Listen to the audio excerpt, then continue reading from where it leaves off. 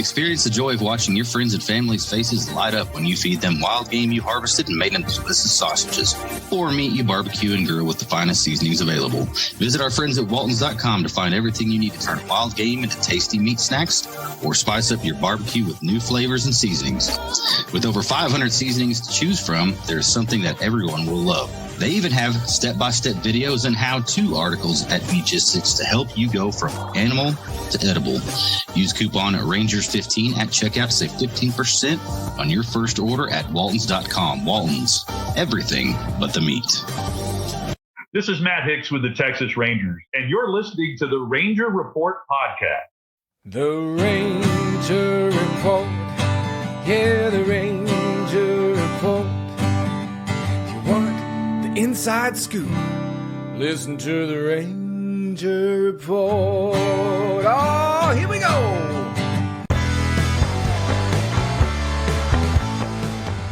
This is the Ranger Report podcast. News, insights, predictions, interviews, and information about the Texas Rangers from the major leagues to the minor leagues.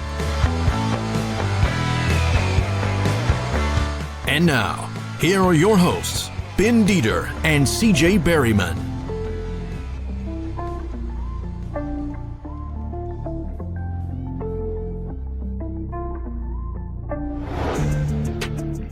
Welcome to the Ranger Report podcast. I am Ben Dieter. You can find me on Twitter at BDieter75. You can find us on Twitter at The Ranger Report, or on Facebook or Instagram. Look for The Ranger Report, and also at therangerreport.com.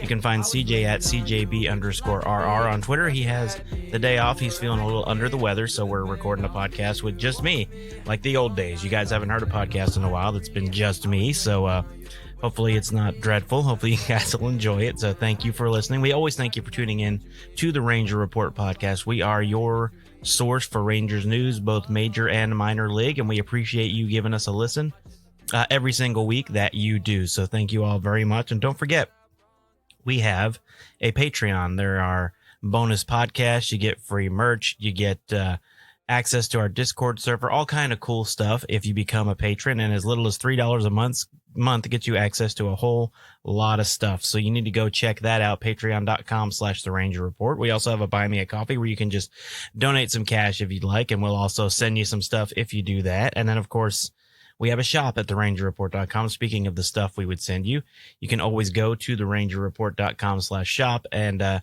look around and see what we got, and pick yourself something out, get yourself something nice, get someone you love something nice. It's a nice shop. We've worked hard on it, and hopefully you will enjoy the things that we have there for you. So that's all stuff you can get into with therangerreport.com.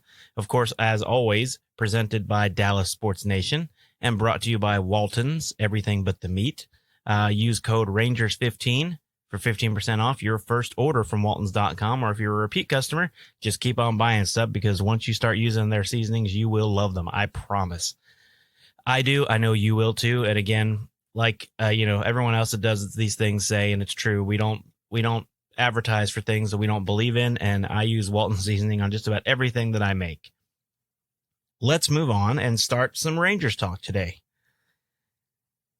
I had a question on Twitter about these starters are going less than 4 innings. And while annoying, and I agree it can be highly annoying to watch all this happen, a lot of guys are being pulled during the 4th inning, 3 1/3, 3 2/3, even 3, they're getting pulled out of these games. Why is that happening? Well, the Rangers had a short camp this year. Well, not the Rangers. All of Major League Baseball had a short camp this year. And that short camp makes it difficult for these pitchers to get ramped up and ready for the season. A good example of that is what happened with Clayton Kershaw in LA, which, by the way, I would have let him go. Just personal opinion. I would have let him go through and finish his no-hitter he had going into the 8th inning. But they decided to pull him after 80 pitches. And from what I understand, it was his choice to be pulled after 80 pitches. They asked him how he felt, and he said he didn't want to go much more than 80. So these guys know their own bodies. But I would have encouraged him, if I was his manager, to go on. There aren't very many perfect games in all of Major League Baseball. Clayton had a perfect game going on. I probably would have let him finish that perfect game personally. But, I'm also not a Major League manager, and I don't dive deep into analytics and see how all that works. So maybe, they probably know more about it than I do, to be honest with you. I'm not the I'm not the smartest guy in the world when it comes to that. I haven't done all the research, but I was surprised by that. But anyway, that being said, this is the part of camp where dead arm usually sets in, where these guys start having a little bit of trouble with their control, a little bit of trouble with what they do, a little bit of trouble getting the ball over, and just feeling tired, having that dead arm feeling. And I think that's why you're seeing these guys get pulled out so early in games. I mean, no one in the Rangers starting rotation has made it 5 innings yet, and that's what you need for a win. So they're just all sitting there pitching 3 1/3, 3 2/3 innings, maybe 4. But I don't think anyone's even made it all the way through 4 innings yet in the first few games of the season. It's been interesting to watch. I'll say that for sure. It's been interesting to see this go on. It's been interesting to watch this season. The Rangers starting pitching hasn't looked awful. They haven't been great, but they haven't been awful. Of course, John Gray's blister, that game goes way differently.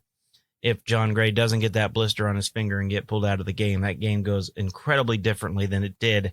All of us that watched that game and saw his control just completely dive bomb in that last inning. He was just cruising up until that point, and I totally think that blister changes the outcome of that game. If he doesn't get that blister, I think the Rangers probably win that game in Toronto, but that's a side note. But John Gray should be back later this week or next week against Seattle, I believe is what I understand. He should just basically miss 1 start. All right, looking back, let's review the week a little bit. The Rangers, of course, did not do so hot in Toronto.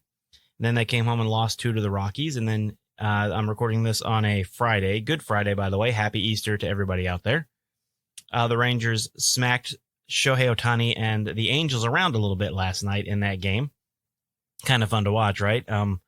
Jonah Heim, of course, who I wanted to talk about later in the podcast, had a day. We'll talk about that coming up in a little while. He had quite a day, but Rangers pitching again, 3 1/3 inning for Dane Dunning. He had a good amount of strikeouts. He looked decent. He had a couple of bad pitches. He had a couple of walks, and they were kind of getting squeezed by the ump a little bit last night. But Dane wound up with a lot of strikeouts, and Rangers pitching has put up a lot of strikeouts so far. But again, as usual, they've walked way too many, and the bullpen has been a problem, I would say. But we all kind of knew that coming in, and we're waiting on guys like Jose Leclerc and Jonathan Hernandez to come back and change that bullpen a little bit. And then I think you'll also see guys coming up. I've been very impressed with Brock Burke myself. I thought Brock Burke has done a great job through the first few games. I thought Brock Burke has been everything as advertised. He's been a great pitcher. He's done a good job. He really deserves to be on this team so far. Of course, we're only 6 games into the season.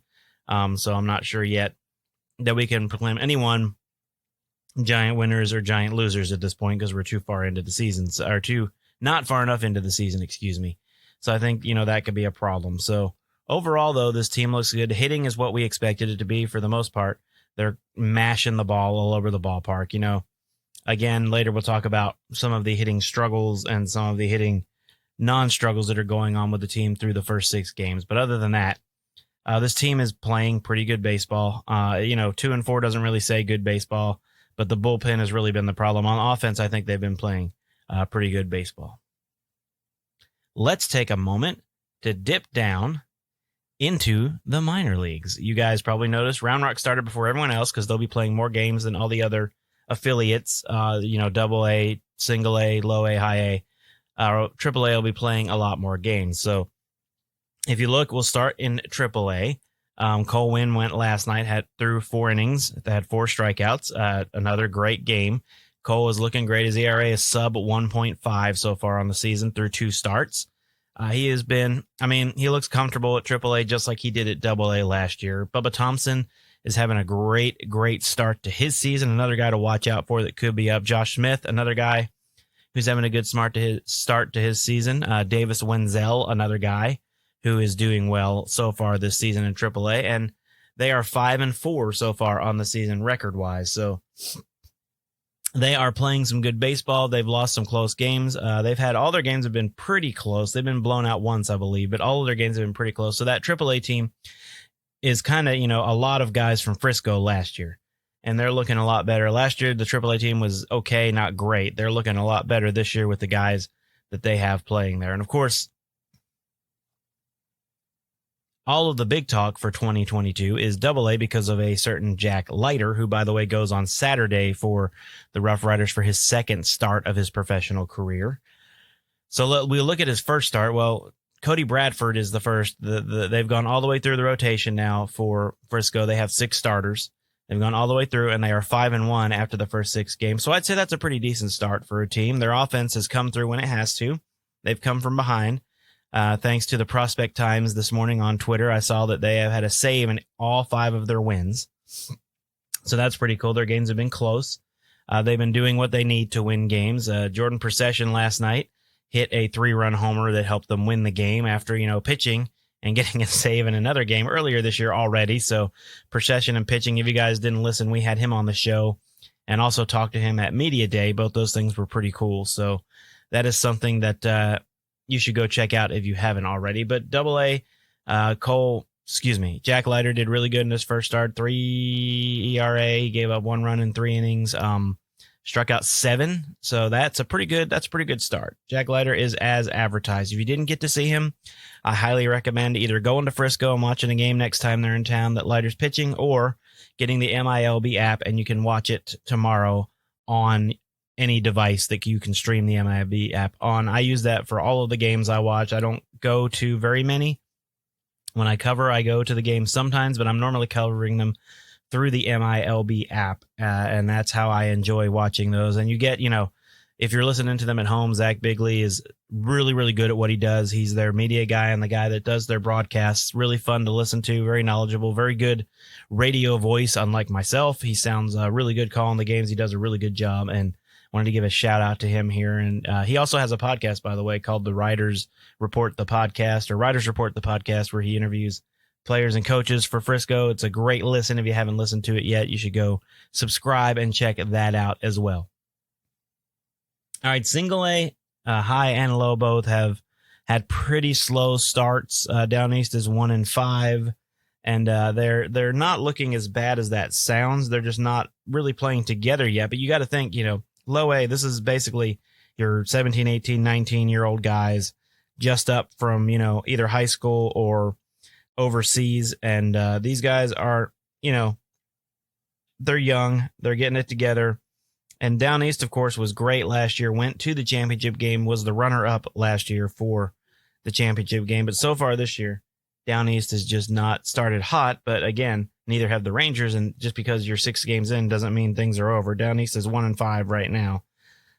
They have given up 37 runs while scoring 21, so not usually a recipe for success. And then, of course, the Hickory Crawdads as well is the other Single A team for the Rangers. That is high A, and they have some guys that were on Down East last year that went to that championship game. So I have a feeling they're going to be pretty good this year.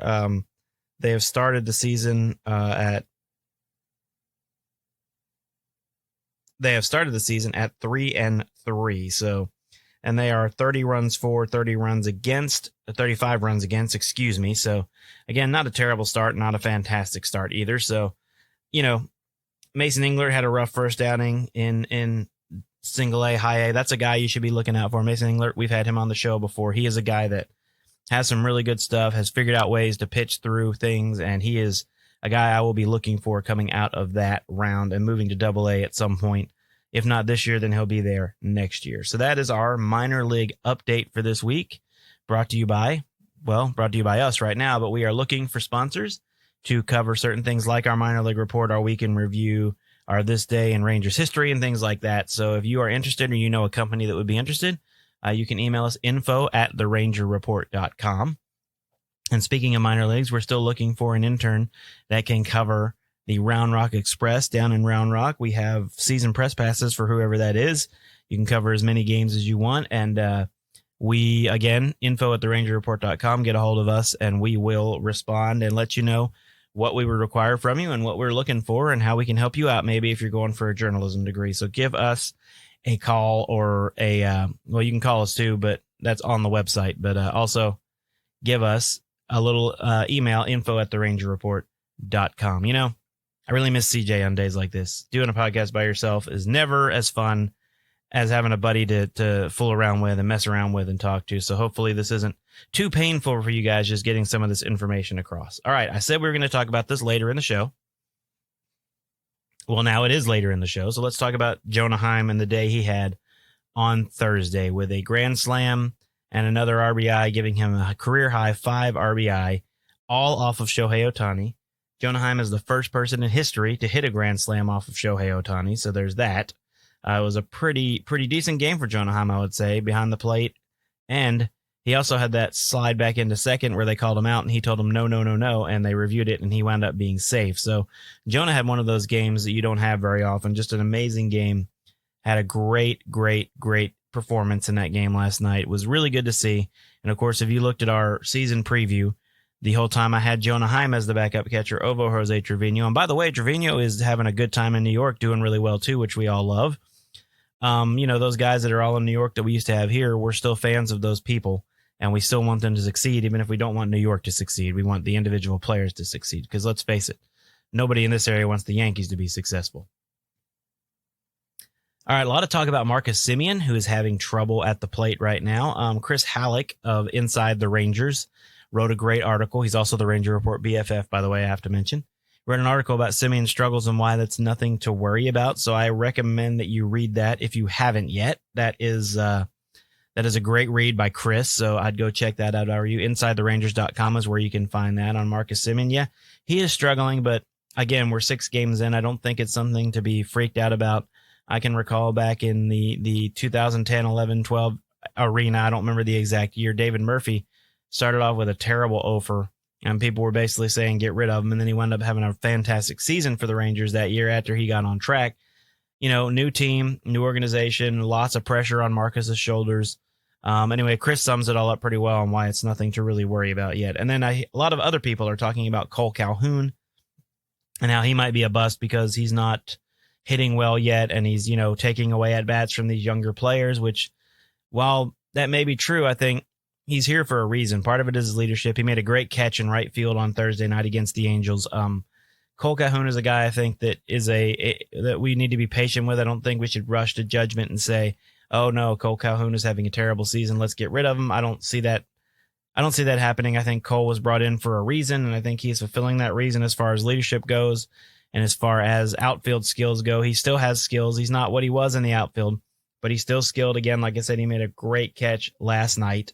And then Willie Calhoun is off to a pretty hot start, which I'm happy to see. He legged out a double last night that was really good to see at the plate. He played some outfield last night. I think he'll mostly be DH, but of course they're using Mitch Garver as DH some too when Jonah Heim is in the catch. So it's been pretty interesting so far this season. Like I said, 2-4. The Rangers, of course, blew the 7-0 lead in the first game of the season. And they've blown other leads like that as well. They also have, come from behind to beat Toronto. And then last night with the Angels, they came down from 2-0 to win the game 10-2 or 10-5. I'm sorry, I forgot they gave up some runs in the later innings. The bullpen did. But so far overall, I'm pretty happy with this season. I gave them 72 wins was my goal. I'm still sticking with that. I think they can improve by about 12 wins over last season. A lot of people think they can improve by a lot more. I hope you're right, and I'm not, because I'd love to see them win more games, obviously, and get up to that 80 mark or so. But with the team they have and with the way they're going to be moving pieces around, I personally just don't see it right now. And that's going to wrap up this edition of the Ranger Report podcast. At the Ranger Report on Twitter, you can always send us tweets, go back and forth with us. And of course, we now have a Twitter Spaces, they're called. So go look that up and become a member. We talk during games. We talk at random times. I put up polls. We do all kind of things on there that you can enjoy and hopefully have fun with. So with that being said, we'll be back next week. We got some big guests coming up over the next few weeks that you guys are going to enjoy. So this is an in-between podcast where you're stuck with just at BDeater75. So hopefully if you made it this far, God bless you. Thank you. It's a shorter podcast, but if you made it this far, you obviously really like the Rangers and you're willing to put up with me talking for almost 20 minutes. So I appreciate everybody out there. At BDeater75 to follow me, at CJB_RR to follow CJ. And we will talk to you guys next week on the Ranger Report podcast. As CJ would say, deuces. Thanks for listening to the Ranger Report podcast. Find us on Twitter, Facebook, and at therangerreport.com.